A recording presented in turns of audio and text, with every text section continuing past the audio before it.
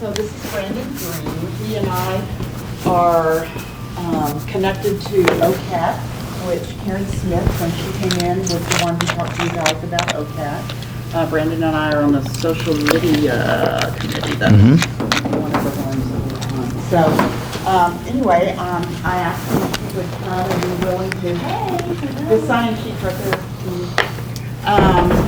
He would come and share his story with us. And he was more than willing to do that, so I really appreciate him taking the time to do that. All right, Brendan. I've actually prepared some remarks, but then I figured we would just talk. I'm Brandon Andrews Green. A modern translation of my full name quite literally means a loud and effective warning beacon. And I have a crazy story that's too much to believe, yet totally true. Heads up, majority of the stuff had to be removed due to time restraints and a desire not to traumatize y'all indirectly. But I do hope to save a couple minutes at the end to answer any questions, so simply write them down. You can ask me afterwards. I am an open book, so y'all can learn. I've experienced firsthand, watch out. The miracle you need most likely will show up first as a predicament. Something you should know about me is that my journey has been filled with abrupt changes, seemingly out of nowhere.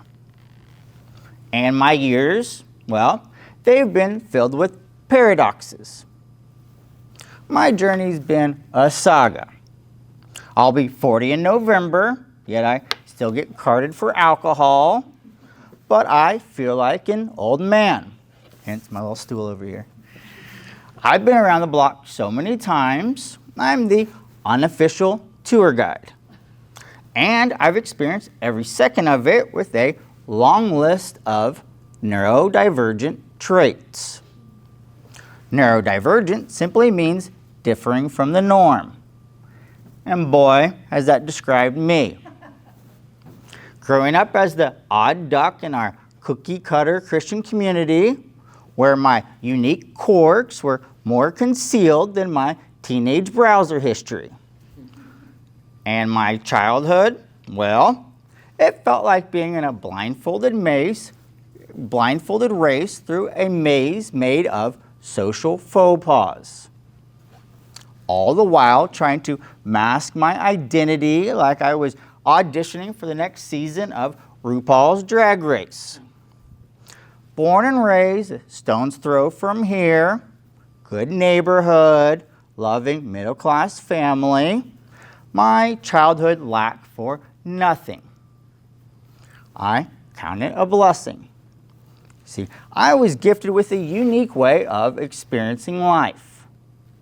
Often Brandonizing situations. That's a term my parents came up with as a reference to my full name. It refers to my knack for getting in and out of predicaments. You see, I've spent the majority of my life battling disabilities and had no clue. I've slowly been able to identify and address many of my lifelong challenges. Now, I have sons.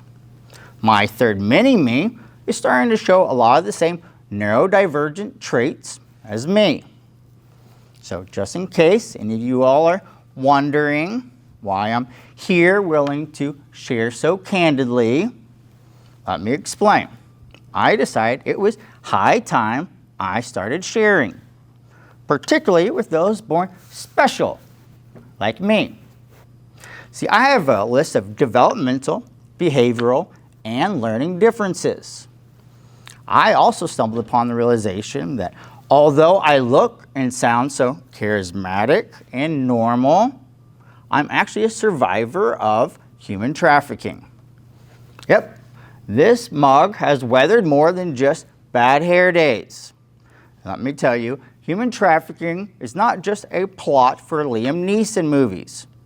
It's real. and it's unpleasant. It's like finding out last night's Tinder hookup is actually your cousin. Twice removed, but still close, too close for comfort. My revelation of being a survivor of human trafficking came to me in a moment of dramatic clarity as a result of a public library talk here locally. It was on human trafficking, subject towards which I felt deeply. Honestly, I just had an inexplicable pull. Stabilizing from my whirlwind past, I simply wanted to give back. I just wanted to contribute something larger than myself. But what I found was a mirror. It was reflecting back parts of my story I hadn't yet fully acknowledged. Before I get into the details of my journey saga, quick PSA announcement. Please don't let self-care just be a trendy hashtag.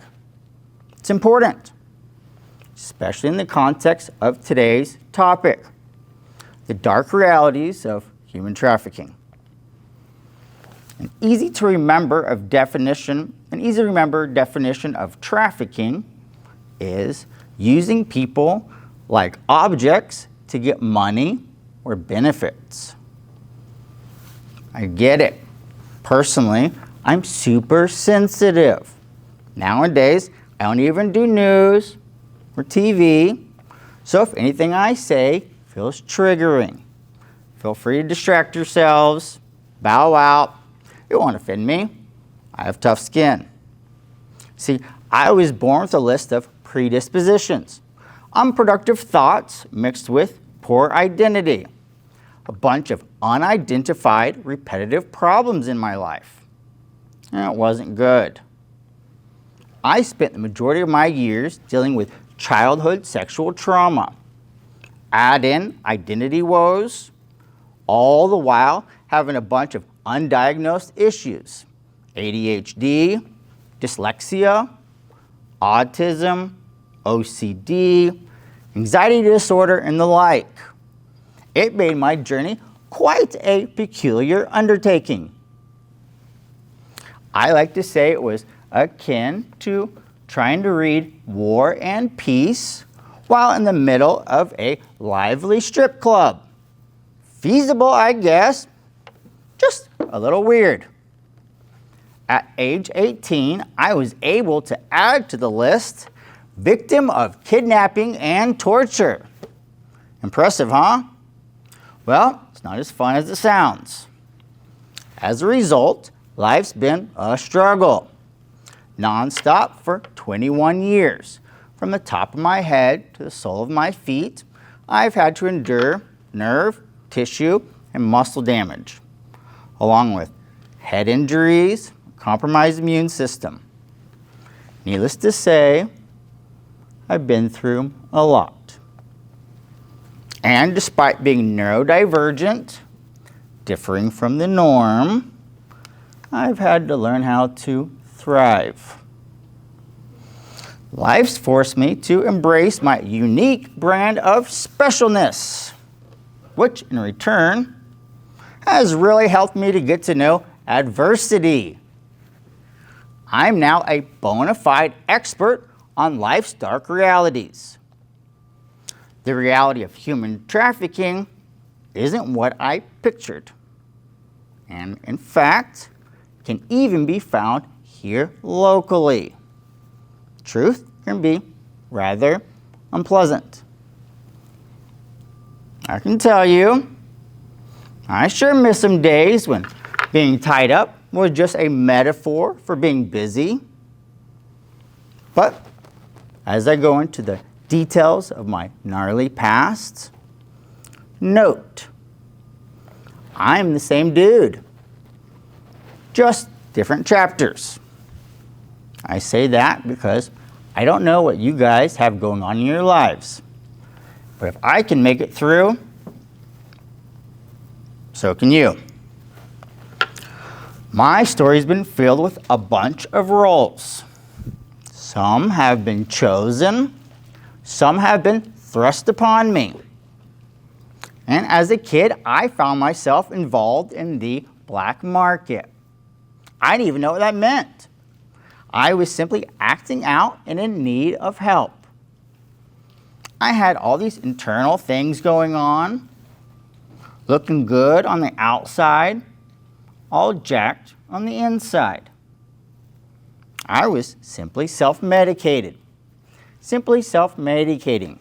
doing whatever it took to feel better, all the while getting more and more ensnared.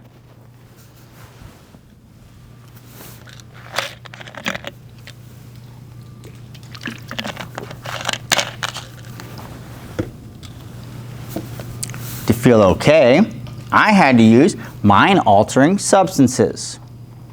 I found myself making worse and worse decisions. My besties became whoever could get me high, whoever could help comfort me. But it wasn't enough. I needed more. I was addicted to experiences. I wanted to live free. I loved the thrills. I didn't want to be restricted by rules. Oh no. I could not see the advantage. By the way, just for the record, now I do see the advantage. Regardless, because of my divergent lifestyle, I led a double life. The things I required were not acceptable, but I couldn't stop. Because of that, I got to know completely different set of values, completely different rules of engagement. As a young man, I saw the hidden way the world works. It was like society undressed before me, naked and unveiled. And I liked it. My special brand of divergence, fueled with intense passions, led me down a path I never expected. I became the very figure I once sought out. Street pharmacist, simply a vendor of escape. All at a cost I naively underestimated. I thought the price was merely financial.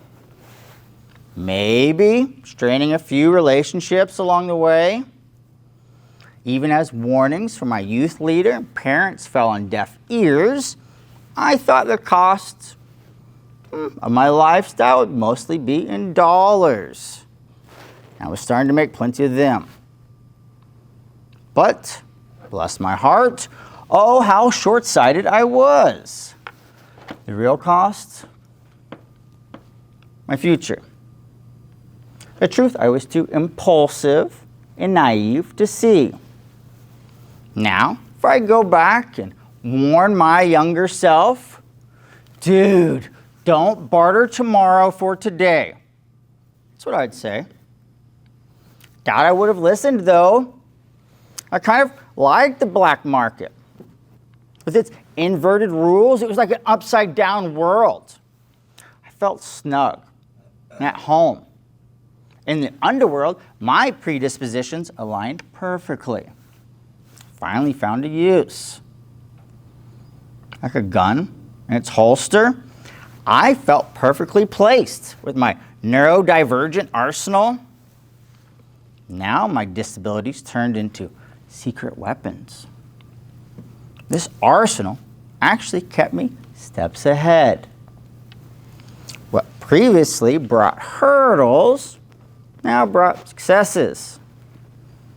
Being on the spectrum meant I really knew how to think outside the box. Frankly, I found climbing the black market's corporate ladder to be surprisingly smooth. Before I was even allowed inside, I was supplying clubs, VIPs. I thought I'd arrange a pretty sweet gig for myself. But I got to the point I was just chasing adrenaline, dopamine hits. nonstop. One fateful night, 2003, with my female entourage in tow, I find myself at a rave. Alarmed, one of my dates danced over to me. "Babe, some nerdy chick. She tried offering me some free MDMA pills. She claims they're pure. She wants me to take some." My date was more baffled than a chameleon in a bag of Skittles. But it was crystal clear to me who and what I need to do. Needless to say, I had my girls, along with a healthy dose of encouragement, go find her, this purveyor of nirvana. No time at all, just us, her and I. My back against the wall. No phone, no backup, no support. Quickly realized I wasn't prepared for this. Meeting her was simply an interrogation. She thought I was undercover, maybe a saboteur. Her paranoia was intense. She insisted on total transparency, taking it upon herself to meticulously search everything, including my car, leaving me no choice but to simply wait inside, feeling the weight of her scrutiny. And then there's this guy with an Amish vibe, conspicuous yet trying to merge into the background. Kept eyeing me. He was clearly part of her underworld. But despite it all, I made it through her vetting process. The very next day started the bizarrest initiation ritual you could ever imagine. Scavenger hunt of sorts, or perhaps preparation for their next big sacrifice. But instead of finding treasures of nirvana, I find dead drops, cryptic phone calls, discover notes tucked under trash can liners all across town. And all the while, they're watching me. You know, the guy that looked like he stepped out of the Amish community, some nerdy chemistry girl.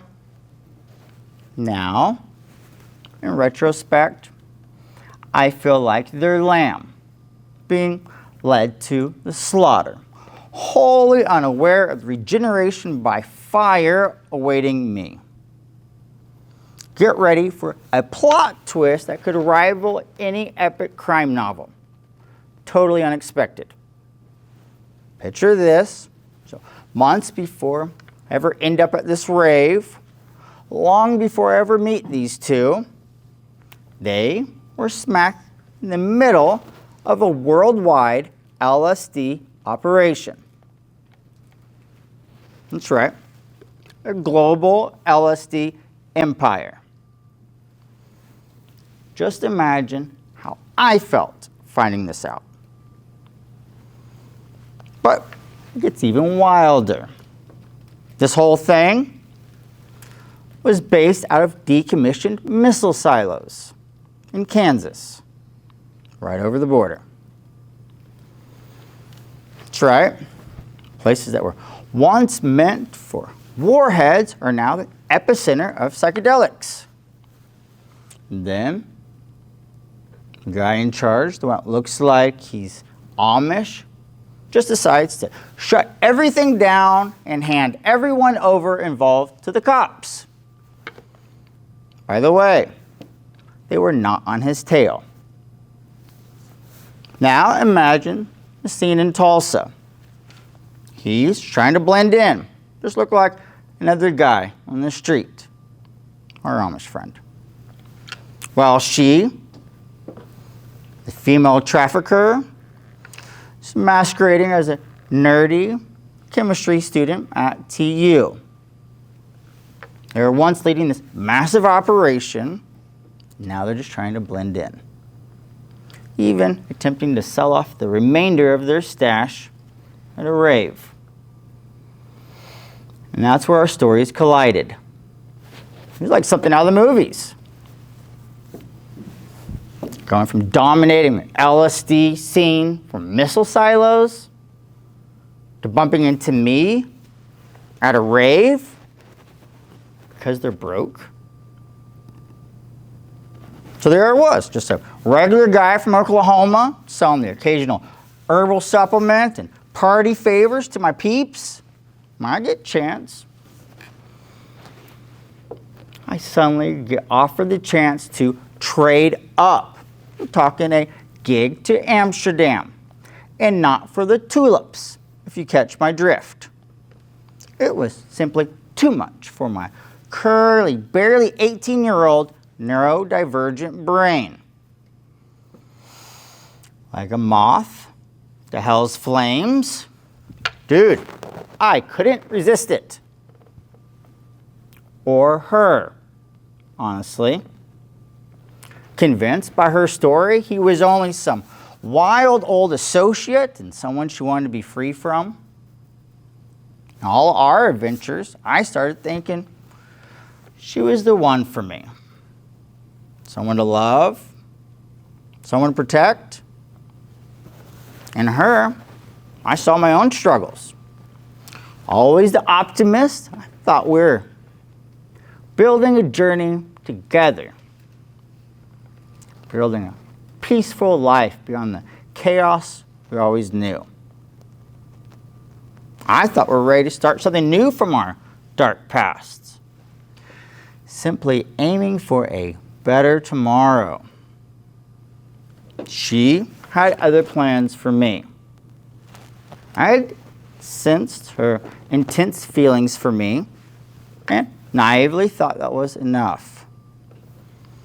Regardless, now I know he, the Amish-looking one, grew incredibly jealous of our relationship. Maybe in her mind, she's trading my life to gain her freedom.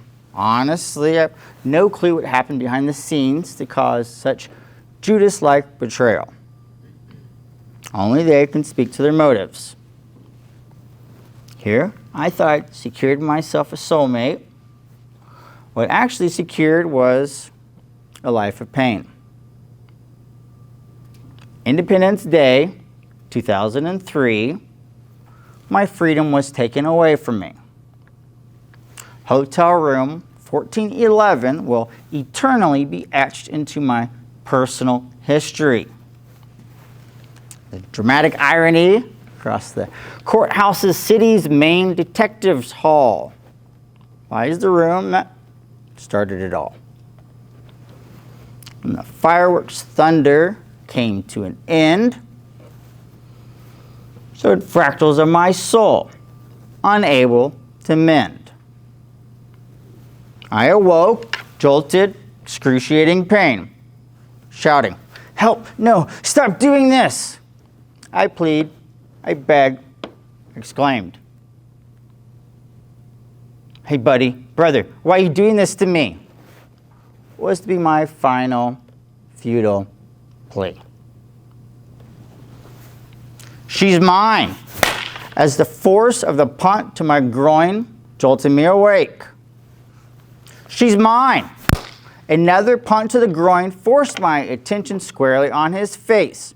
He's towering over me, his face red with rage. Punts damaging me permanently. Hog-tied, feet in the air, kicked in the groin repetitively. It all went black. Nothing but silence and pain. This time, it's not another punt awakened me out of a deep psychosis. Instead, a silent syringe going into my testicle. He cradled me naked in his lap as he injected me. Then took a razor blade, sliced my shaft open. It was meant to start the gangrene infection, but between us, but it was also to drive home his point. Either way, pain was too intense, reality was too severe. soul left my body, it found zero reason to stay here. Years later, after countless hours of court, followed by countless hours of doctor's appointments, countless hours of research, countless hours of therapy, I slowly start to piece together details that would be for others too much to ever imagine. For me, impossible to ever escape.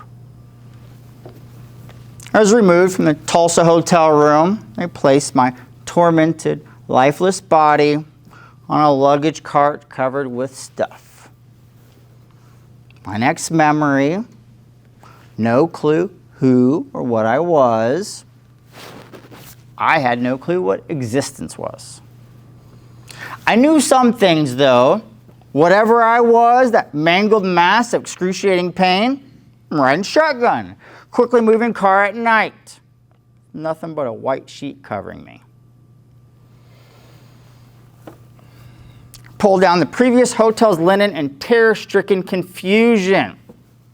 To my surprise, it's not him. It's not her. But someone new driving me. My driver, the hitman, equally alarmed. His swift right jab to my nose resolved any confusion. Before I knew it, I was so far over southern state line that deep in the heart of Texas took on a whole different meaning. I awake, unable to move, just moan. I see the third figure, driver of the car, the hired hitman, who had become my unlikely guardian angel. I pass out.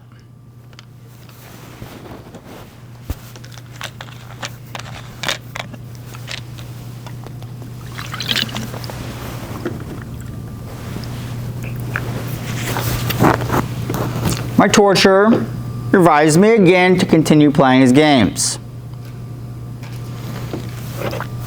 This marks day 2 out of my 7 days of sadistic torture at the hands of a psychedelic sociopath. On day 3, my lifeless body gave way. You blame me? I had no interest in standing around to play. Not done with me with his emergency doctor kit, he resuscitated me back into captivity. He used, he abused, he left me dying and bruised.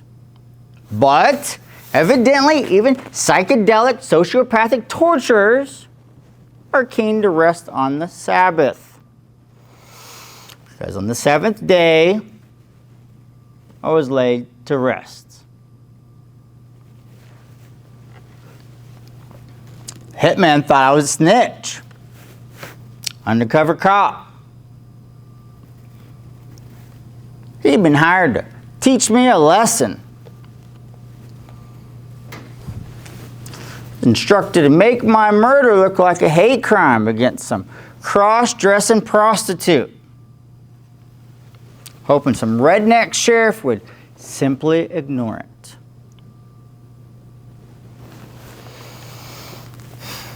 But as the week went on, he grew paranoid.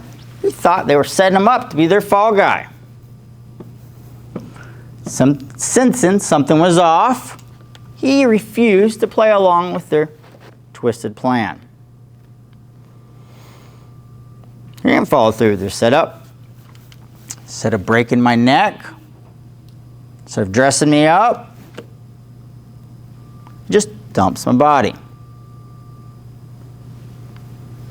Meanwhile, nerdy girl waits in the distance, ready in the getaway Porsche. He hides my car deep in the trees, out of sight, off some highway, about 15 miles off the Gulf Coast, Texas City, Texas.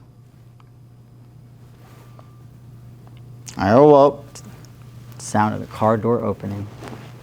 Thick darkness, deep woods. I could hear crickets and cicadas chirping. Ever the naive optimist, I'd figured Hitman, my unlikely guardian angel, he simply knew how tired I was.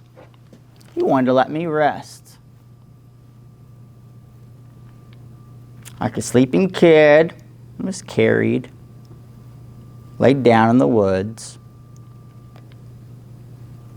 I'm laid to rest. I do just that. Unfortunately, for me, there would not be much resting that night, as the chemical concoctions left my body, the pain and nausea, panic, it set in. But as the sun came up, so did my hope.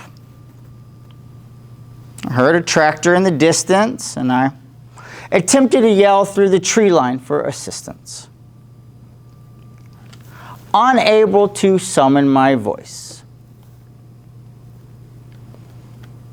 I was exhausted, lifeless, my eyes closed. A little time later, woken by convulsions, prodded by panic, naked and mangled, I crawled towards the noise of life. Distant commuters traveling to work. My shoes,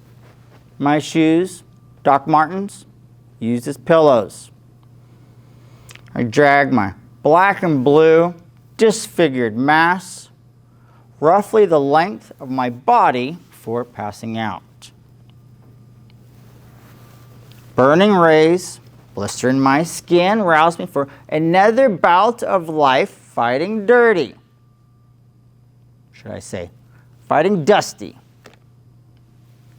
Dragging my corpse roughly the length of my body, that's my morning max. Each time, sun blaring. Like an Olympian coach prodding me up, yet another round. Warming it in the hot dirt, my Texas death crawl.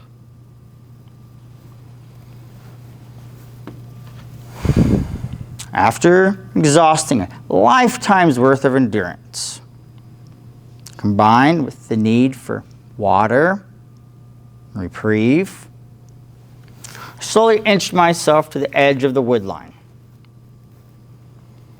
following my dirt pathway to redemption, only to be met face to face with steel barbs from the barbed wire fence separating me from safety. I was no longer able to contain my frustration. I chuckled aloud at the extreme ridiculousness of the situation. Dying with my humor intact, I lay on my back, staring up at the blaring sun. I see a nearby discarded towel at the base of a wooden fence post. Barely visible because of the nearby overgrown grass. This nasty, yellow, discarded towel is a miracle. It shields my skin from being ripped open, prevents me from slowly bleeding out as I manhandle myself over the barbed wire fence.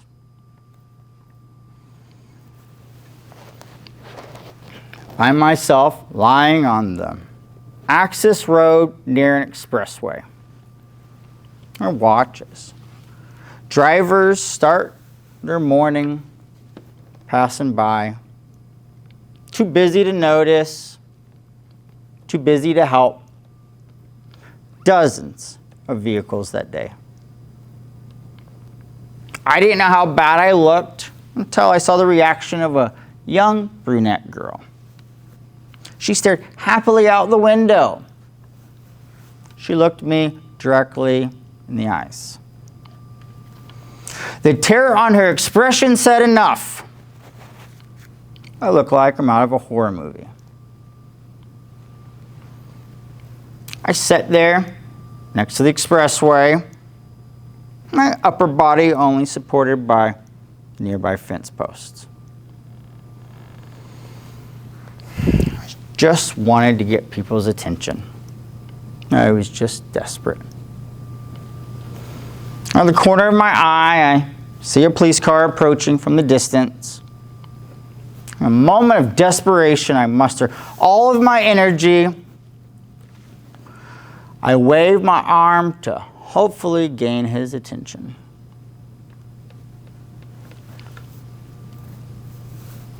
Like an evil Western, I see him pass by as he drives off into the horizon.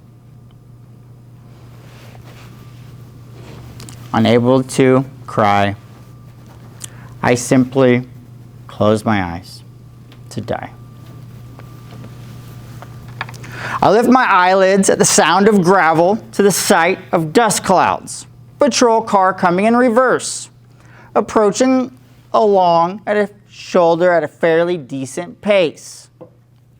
The officer with his hand on his gun and his fear directed solely at me. He looks repeatedly between me and the woods. Needless to say, he and I were both very confused. Still thinking I'm in Tulsa, Oklahoma, having no clue I'm actually in a small town near Galveston, Texas. I simply plead with him, let me lie down in the back of his air-conditioned patrol car. His hand on his gun, panic motion, he speaks to the radio on his shoulder. Just keeps saying, "Where's the heroin? Where's the heroin, son? What drugs are you on? Stay with me, son. Answer me. Stay with me." Nodding and out of consciousness, I was really unable to provide much for answers. My next memory, I hear ambulance sirens riding with paramedics. They're pushing, they're prodding, they're pinching me. I can't find any veins. I'm perishing fast.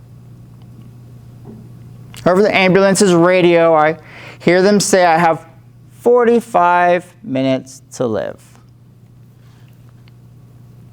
I pass out. Yeah, eventually I get to the hospital safely. Say that.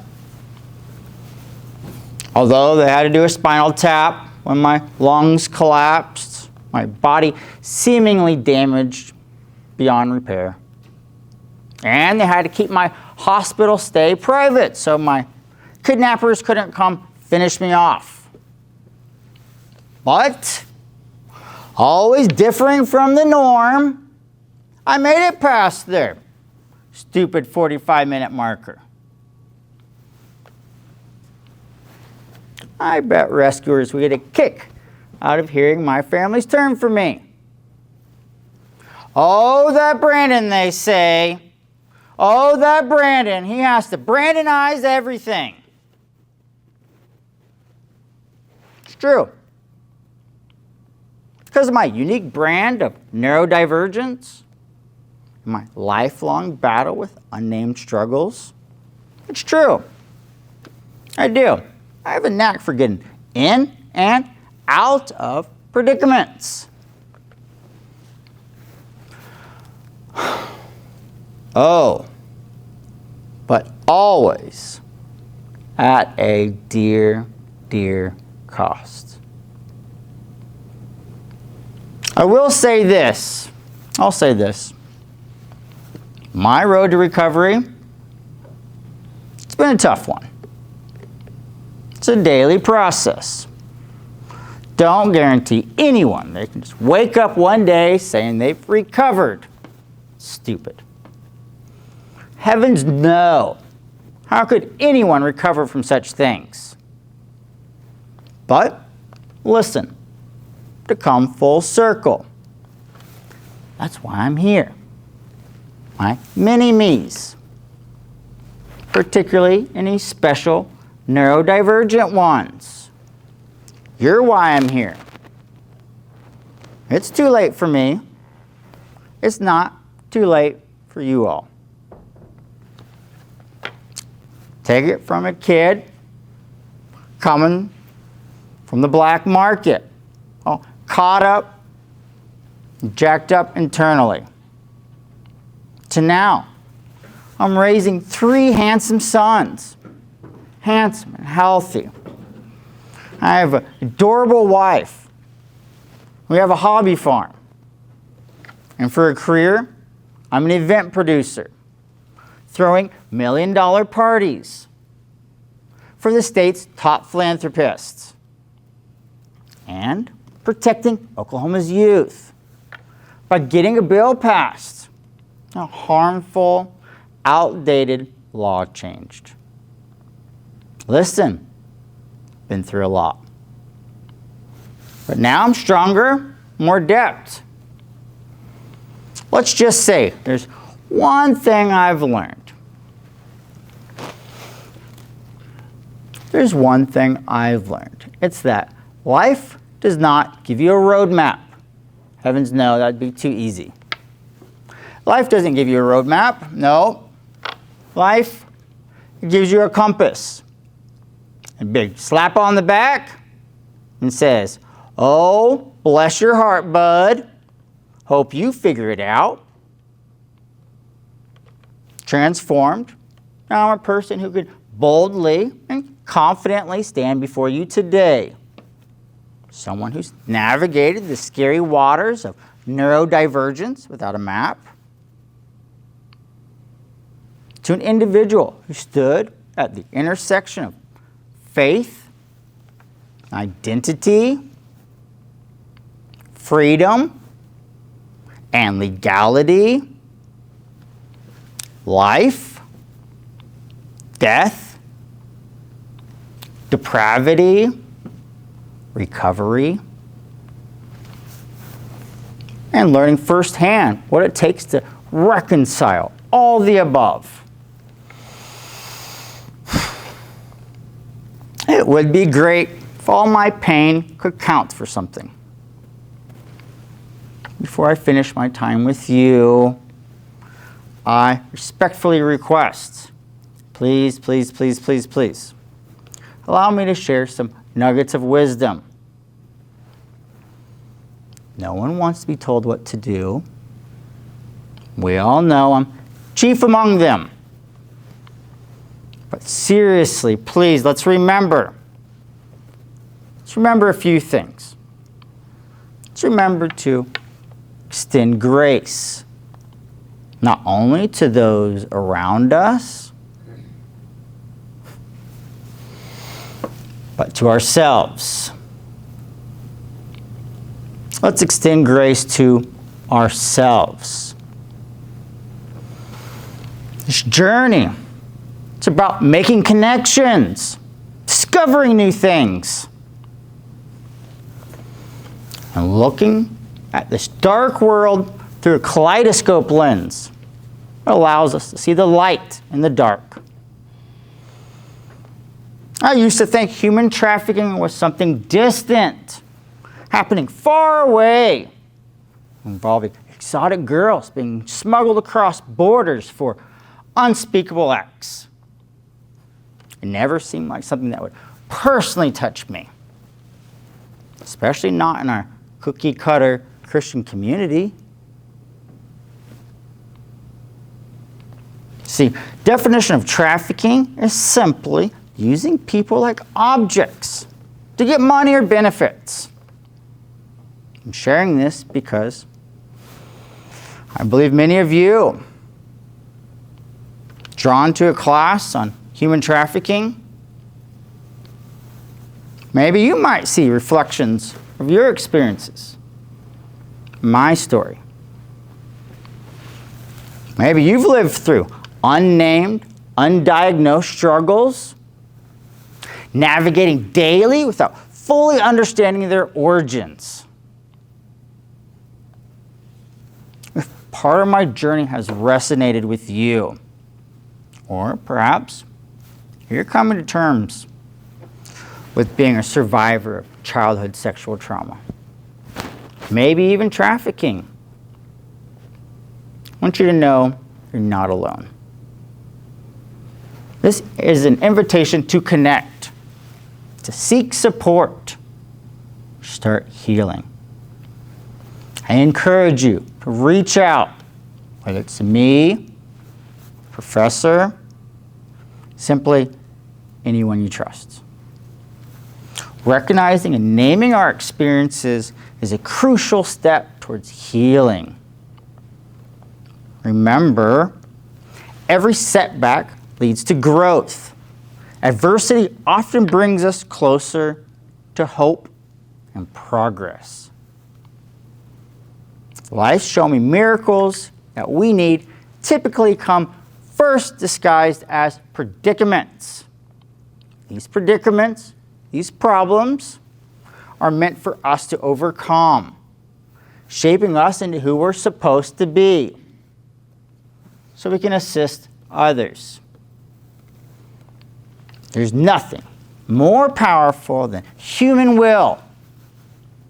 It has the capacity to bend heaven and move hell. Your will, combined with faith, hope, and love, can unravel any mystery. Trust me, I've been putting this theory to test. That's a lot, I know. I've omitted much for the sake of brevity, and I wanted to spare any diverse audience any distressing details. Now I'd like to open up for questions, but before I do, I would like to introduce you all to William Houck. I know him as Bill, or brother. You will remember him as my hitman, or my unlikely guardian of angels. Bill?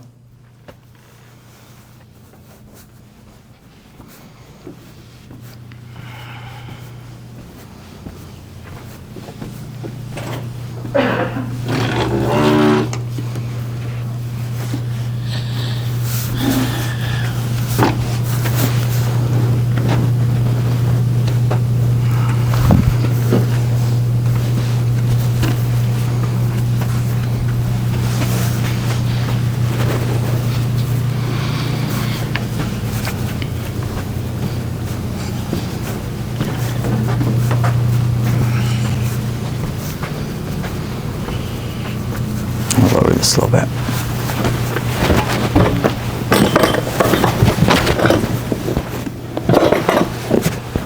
Is that good?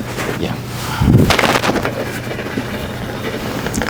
How many of you think he came to finish me off?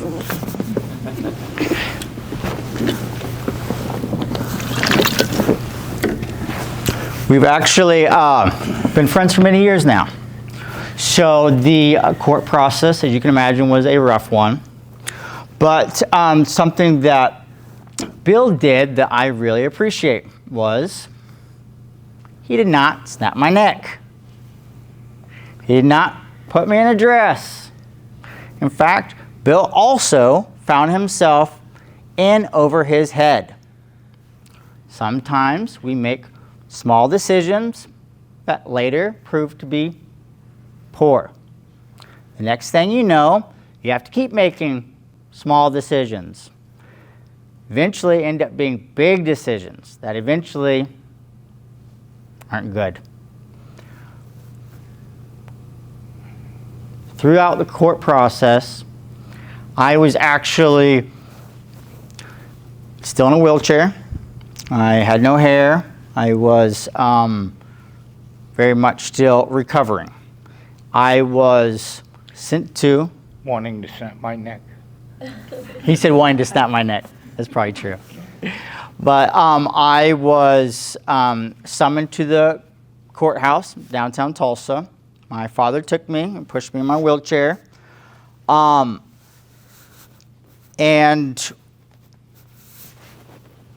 when I was there, I was told that the state was going to be working with my kidnappers. That 2 out of 3 of the individuals were actually going to be state witnesses. And so 2 were going to testify against the one. And he's the one I refer to as the Amish one. My female trafficker, she and I, like I said, I've left out many details, but before everything went awry, she and I were on the lam. We were running from law enforcement, and something she would do every night is that she would practice her speech. You know, our ghetto motel rooms, I'd be under a fake alias, we'd both be under fake aliases, and we wouldn't even have cell phones. We didn't want to be triangulated or whatever. But every night before bed, she would stand in front of the mirror and would just have her thing that she would just practice for the day that law enforcement finally arrives. Fast forward, let's say, 1.5 years, 2.5 years, not the same setting. I'm now in a wheelchair. I'm look more like a cancer patient. I am been wheeled into this long boardroom where my father places me at one end of the table, the district attorney's at the other end, and he walks in and tells me, Brandon, your female trafficker, we're going to be working with her. She is going to be working with us and is going to be resolved of any culpability because, and he then continued to tell me the exact same speech, verbatim, that she used to practice in front of the mirror. Needless to say, it was a little too much for me and my PTSD. I just started, I'm just like throwing up. My dad just wheels me out. Everything moves on. District attorney could care less about my response. Honestly, they're not doing this because of me. They have their own agendas, and it's just how life works. A little while later, I am no longer in a wheelchair. I'm summoned to district attorney's office, top floor. My father does not go with me. I go by myself. I am in the elevator opens, and the hitman walks in. I, as you can imagine, am not cool with that. I don't want to be a victim. One of the things I did when I was able to be free, my family would finally trust me away from them. You know, they had no clue how I would respond, and I ended up being back in their care. You know, I was in a wheelchair and so on and so forth. When I was finally able to drive and get away, one of the things I did is I went to the Amish man, my kidnapper. I went to his home, his family home. It was a wealthy estate in Midtown, and he was still on the lam. He and she had not been caught at this point. I did not want to feel like a victim. One of the things I did was I sat in yoga position in their front lawn all day. Pretty much, come on, you want to come finish me off? Come finish me off. I'm not going to keep sleeping with a gun under my pillow. I'm not going to be scared anymore. As a rule, I don't want to be a victim. I find myself in this elevator, and a hitman walks in. I don't know what else to do. I simply take out my phone, and I'm just trying to record him, just like, this is my way of, I guess, posturing. A little while later, the elevator door opens, he walks out. A little while later, I am done with my meeting with the district attorney. I leave the district attorney's office and I'm told not to leave because I have to stick around for some other meetings. But he dismisses me. I am just walking down some corridor. I turn the hallway and walking towards me is the hitman. What he does is he falls on his knees and starts immediately crying and begging for forgiveness, saying, stab me, kill me, do whatever you want. I'm so sorry. Keep in mind, court has never happened. No attorney would ever advise this. He took on full culpability and said, if there are things I can't answer right now, then I promise you, as soon as court is over, I will be fully available to answer any questions you have, any questions your parents have, just whatever I can do. Needless to say, I was caught off guard. It wasn't the response I was expecting. Something I didn't know until later in court is that when Bill, or William, or my brother, when he dropped me off, he actually turned himself in. He dropped me off in the field and immediately went to law enforcement. They took him to a bus stop. My traffickers dropped him off at a bus stop. First things he did was he went to a payphone and contacted TPD, Tulsa Police Officer. FBI. FBI. Thank you for being here. Want to continue? What happened after that? Well, can you all hear me? Okay. I was never a hitman. I was labeled as a hitman by the Amish gentleman. We're not allowed to use his name. We are allowed. I'm not doing that because I want to protect the guilty and the innocent. It's been many years for me. I don't want anyone holding me guilty for something I did 21 years ago. So I actually removed all the names out of here. You can find out my story when you look online. I mean, they produced 95% of the world's LSD. It will not be hard to find them. But I'm not trying to victimize anyone else. So. But he was told that I was a hitman and that I worked for the Amish gentleman.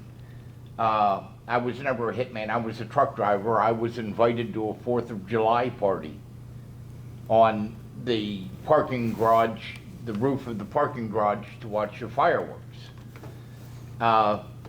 The Amish gentleman is incredibly smart. He could have been anything he wanted. He was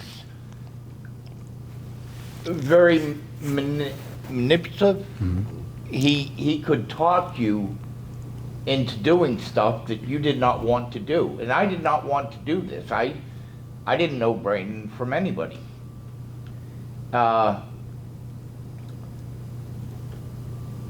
The entire time that I was transporting Brandon, I tried to make him comfortable.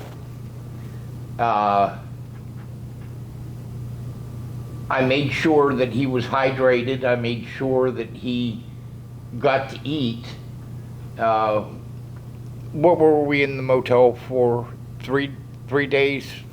3 or 4. No, up in Doubletree. Yeah. Mm-hmm. I would sit with him. There was another lady that was there that kind of comforted him too. And I knew what I was doing was wrong. I just didn't know how to get out of it because I had been played and it all pointed to me saying, wow, you're the one going to jail. And I couldn't get out of that. When I dropped Brandon off, I put him in a backyard of a farmhouse, hoping that he would have been discovered. I put him on a blanket and left a bottle of water and what kind of candy bar? Crystal Smarties, which I never actually found these. But I put the car keys on the floor and left the car unlocked, hoping that he would come around. What she didn't, he went the other way and ended up by the highway.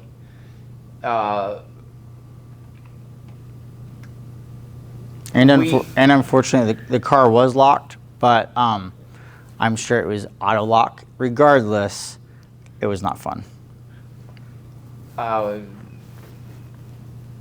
What happened when you turned yourself into the FBI? We went to Gulfport, Louisiana, and there was 3 of us riding in a 2-seater car. And they dropped me off there. I called a friend in Tulsa and he wired me some money to get a bus ticket back to Tulsa. And I called the FBI from Gulfport and told them what time the bus was going to get there tomorrow and where Brandon had been dropped off at. And when the bus came in the next day into Tulsa, the FBI picked me up. They interviewed me for, I would estimate, 5 or 6 hours. They had Brandon in the hospital at the time, but they were trying to piece everything together because they knew who the Amish man was. They had been monitoring his activities for quite a while. Then they turned me over to the Tulsa Police Department because the feds were not going to prosecute this. Tulsa was.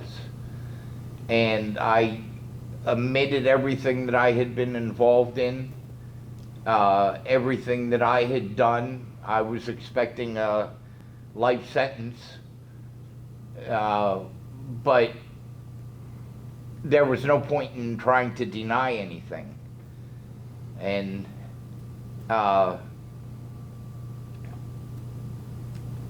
when I ran into Brandon in the courthouse, I had already given everything to the DA without a blanket of immunity.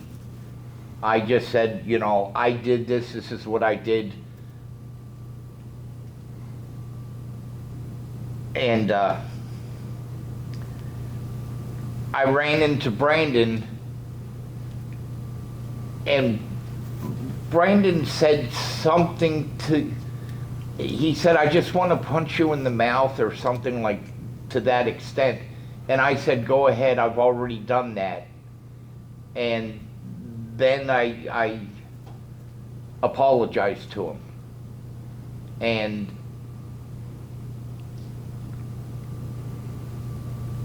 has been ever since. And Brandon and I talk regularly. And every time I see him, we got together on the 4th of July this year because it was the 24th anniversary. Every time I see him, I have to apologize to him again because I know what he went through. A lot of it I found out afterwards, but I know what he went through. And I don't make excuses for it. The situation has changed me quite a bit also. What was the last thing we did before you and I walked in the room together? Prayed. Brandon and I have a very morbid past, but a very close relationship today. Mm-hmm. I can answer any of your questions. I wanted to bring Bill here. Not only is this my first time to ever share my story publicly, I answer questions and I'll talk about, my kidnapping as it comes up naturally, but I've never actually told it in a public setting like this. But I wanted to have Bill here. First of all, he offered. I contacted anyone that was involved with my story that I could get a hold of to check the veracity. I didn't want to just be coming here and just spouting off shit. So I contacted Bill and I said, what do you think about this? And he said, well, not only is it accurate, but I would love to come and support. And it really, I feel like, highlights my point of grace. That we need to be gracious to ourselves because it's not actually Bill's fault. I was making a long list of poor decisions that even led me to these scenarios. So my traffickers would have never been able to get a hold of me if I was making wiser decisions. So I am here because of my decisions. Because of that, I have to be really gracious to others. In order for me to forgive others, I have to learn how to forgive myself. So I was wild and crazy. I was a pimp and a player. I found myself, after being kidnapped and tortured, getting back into the life. I thought my only way of paying for all my hospital bills was to do the only thing I knew to do. Hustle, make money. Geez, now it was like a PhD. I had spent a decent amount of time with these individuals, and they were supplying the world's LSD. When they got put behind bars, DEA said there was a reduction of 90 to 95% in the world's supply of LSD. So needless to say, I had some interesting classes, and I wanted to utilize everything I learned. I found myself heavily involved. It was a combination of pain and desperation that I found myself plotting the murder of my female trafficker, that nerdy chemistry student. Well, I had an axe to grind. I knew where she'd be. We had court dates. I figured I'm already involved in the black market. At this point, I've been for a long time. It's not that hard for me to have someone hit her with a car when she crosses the street, or any other number of plans that I've been working on. I found myself one morning, probably 4 o'clock in the morning, been awake for hours because of excruciating pain. The pain would often, and does still often, wake me up at night. I was unable to sleep, so I would plot her murder. One night, I felt like the universe, or God, or my higher consciousness, either way, I felt like I had a sudden revelation. I would not be able to get away with this. I'd get busted. It'd be like some stupid Lifetime movie, and in the end, I'd just be sitting on concrete. If I thought my hip hurt now, imagine being stuck on concrete and metal 23 hours a day. So I decided, well, if I can't kill the bitch, might as well forgive her. And it's been a long road. She was my soulmate. She was my first love. At this point, I have not only completely forgiven her and them, but I've come full circle. It's been 21 years. I have no hard feelings. They are not responsible. I'm responsible. The reason why is because I have power. I don't want everyone else to be in charge of me. I don't want you guys in charge of if I'm recovering or not. I have to put things in my own control. The way I do that is by forgiving. First with myself, and then everyone else. It actually gives me power to heal. So when Bill came along, it was easy to forgive him. He has been an emotional support for me. I was delighted to hear he even wanted to come. Another person I have since interviewed. Marissa, will you help him sit down? I might walk over here. You can go sit down if you want. I'll have you go sit down, and I'll finish telling my story. Okay.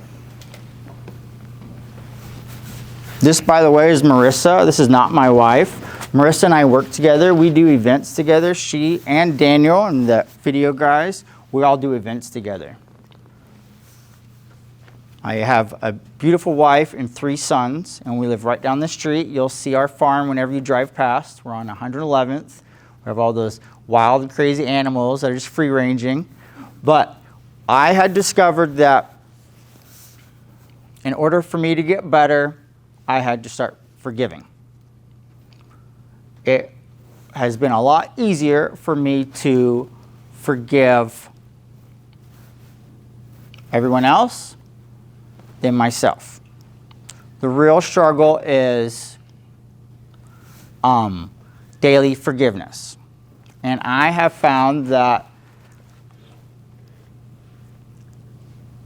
it's important and it sets us free. If you guys have any questions, I'm here to answer. Thank you.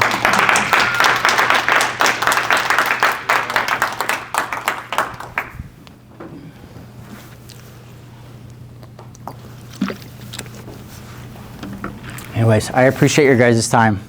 Thank you.